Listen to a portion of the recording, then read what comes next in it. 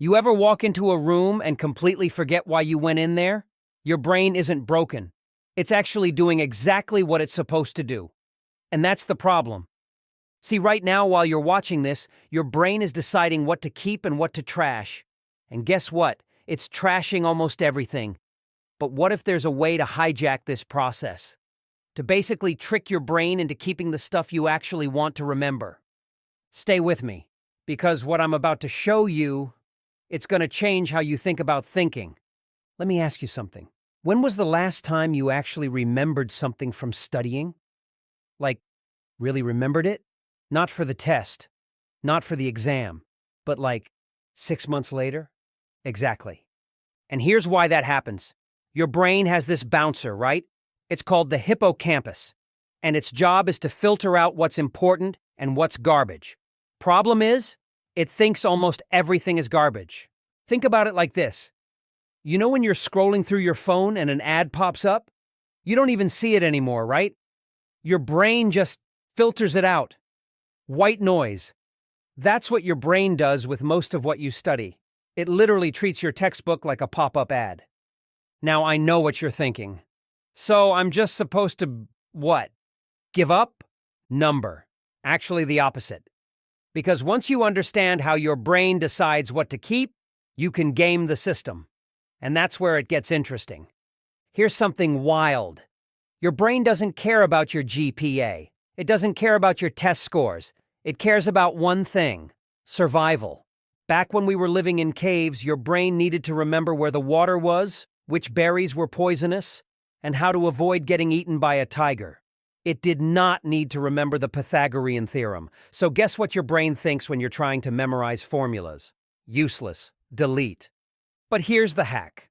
We can trick your brain into thinking information is survival critical. And the way we do that? We make it emotionally charged. We make it weird. We make it surprising. Let me show you what I mean. Quick, try to remember the last 3 paragraphs you read in a textbook. Can't do it, right? Now try to remember the last embarrassing thing that happened to you. Boom, crystal clear. That's your brain playing favorites.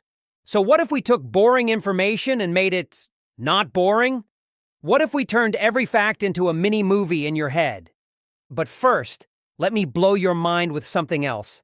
The best way to remember something is to almost forget it. Wait, what? Yeah, I know that sounds backwards. But hear me out. Every time you struggle to remember something, then finally get it, your brain goes, "Oh, this must be important."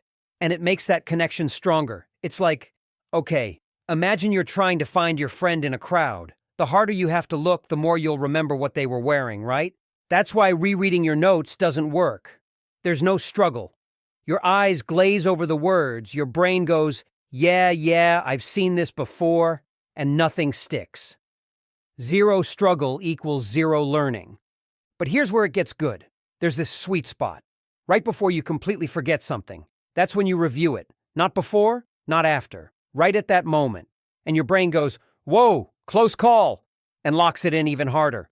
The Japanese have been doing this for centuries, by the way. They call it different things, but the principle is the same. Let it get a little fuzzy, then sharpen it back up. Fuzzy, sharp. Fuzzy, sharp. Each time it gets easier to bring back. All right, here's the formula. And yes, it's actually a formula. First review? 1 day later. Second review? 3 days after that. Third? A week? Then 2 weeks? Then a month. I know, that sounds like a lot of work. But here's the thing. Each review takes less time than the last one. The first time you might spend 10 minutes. The second time, maybe 5. By the 5th time, literally 30 seconds and you've got it for life. But wait, there's one more thing that makes this even more powerful. And this is where most people screw it up. You cannot, and I mean cannot, review by just reading. Remember what we said? No struggle, no learning. So what do you do instead? You test yourself. Close the book. Blank page. Write everything you remember. Draw it out. Explain it out loud to your dog, your wall, your imaginary friend. Doesn't matter. Just force your brain to pull that information up from scratch. It's going to feel terrible at first. You're going to sit there like, I know this. I swear I know this. And that feeling, that frustration, that's the sound of your brain building new pathways. That's learning happening. Now, remember when we said we need to make information emotionally charged? Here's how. Let's say you need to remember that mitochondria is the powerhouse of the cell. Boring, right?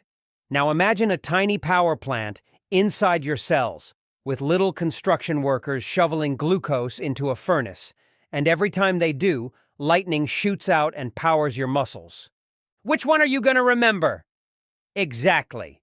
Your brain is obsessed with stories, with images, with things that make you feel something. So turn everything into a weird mental movie. The weirder, the better.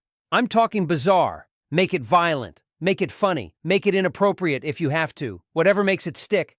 Your brain remembers better when you connect new information to stuff you already know. It's like, you ever notice how it's easier to find your car in a parking lot when you park it next to something memorable?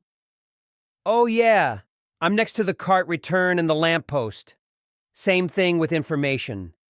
Look, here's the truth. You're not going to remember this video. Not unless you actually use what I just told you. And I know what you're thinking. Yeah, sounds great. I'll try it later. Don't. Right now. Literally, right now. Close this video, grab a piece of paper, and write down the 3 things you remember from what I just said. Not 3 things you want to remember. 3 things you actually can remember without scrolling back. Do that, and I promise you, a week from now, you'll still remember this. Don't do it? By tomorrow, this video will just be another piece of information your brain filtered out like a pop-up ad. Your brain isn't the problem. The way you've been using it, that's the problem. Time to change that. Now go. Blank page, 3 things. I'll wait.